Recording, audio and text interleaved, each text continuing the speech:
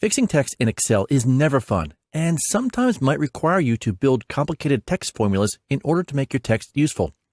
But what if we can make your life easier by using a feature in Excel that's been around for years, yet surprisingly a lot of people still don't know about it?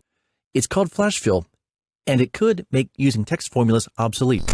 For instance, maybe you've been given a list of names and have to combine the first and last names to create a full name. And I'm quite sure some of you watching this know that you can use concatenation to combine the text. By chance you're unfamiliar with concatenation, all it really means is you're going to glue some text together. Or perhaps, let's say you've been given a list of departments that have been combined with the employees' names, and you need to extract out and show just the employee name. Some of you may have been taught to use functions like left, right, search, find, mid as a way to solve this, but let's be honest. Oftentimes, formulas like this are no fun to type, but using flash fill makes all this a breeze, especially if it's a one-time situation. The flash fill is worth learning about because it's versatile, you can get a lot of mileage out of it, and it can be applied in a lot of different situations. And the best part is it's super simple to use. Put another way, the flash fill can help you target, extract, combine, or modify text that would otherwise require the use of a formula. So perhaps the flash fill is something you'd consider using. Let's see it in action. The way the flash fill works is you give Excel a pattern to follow, then press Ctrl E, and Excel will do the heavy lifting for you. The flash fill is great to use in one-off instances and quick use situations.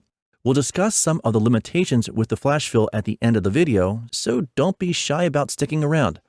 For now, let's see some examples. For starters, let's say you've been given this list of first names and last names and need to combine them. So instead of typing a concatenation formula, we can just type the full name, then press Enter, then do a Ctrl E, and Excel will do the rest. And that's about as complicated as it gets. Moving on, let's reverse things and say we were given this list of names and need to separate them into first and last names. Well, instead of typing some laborious formula, we can type our first name here, press Enter, then do a Ctrl E, then jump over here, type our last name, press Enter, followed by a Ctrl E, and we are all done. Moving on, here we have this funky hybrid of department initials combined with employee names. So no need to run text to columns or type any formulas. If we want to extract out the employee names, we can type it, then press Enter, Ctrl E. On a similar note, if we want just the department, we can type the department initials, press Enter, then Ctrl E, and there we go. Moving on. Here we have a list of cities and states, and we need to separate them. And no doubt by now you know what to do. We can type the city, press Enter, Ctrl E, then type the state, enter it, Ctrl E, and there we go. All right, moving on. Now the cool thing is with the flash fill, you can pull off some pretty slick moves. So let's say we have this list of dates, and we want to see just the year. And you guessed it, type what you want. In this case, it's just the year. Press Enter, Ctrl E, and we're all set. Need some initials? Just type them, press Enter, Ctrl E, and you're done. Need the last 4 digits of a student ID? We got you covered. Type them, press Enter, Ctrl E, and that's it. All right, moving on. What do we have up here?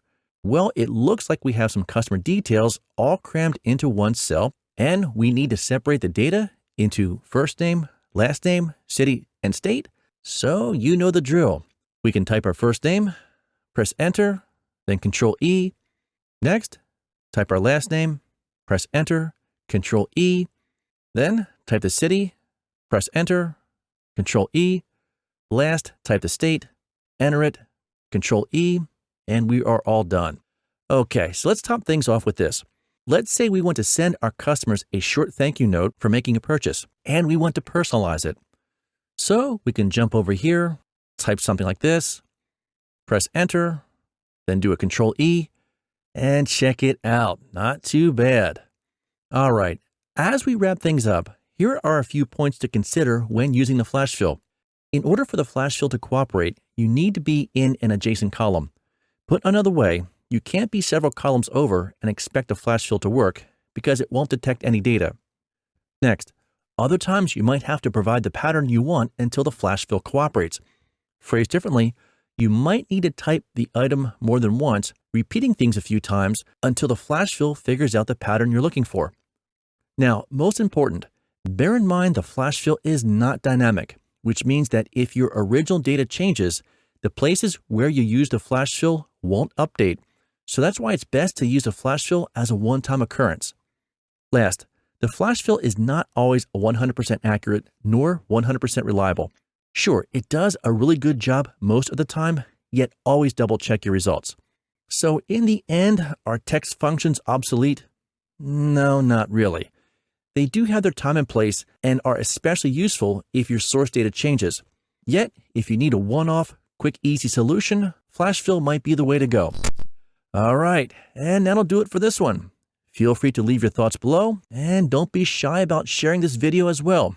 And we will see you next time.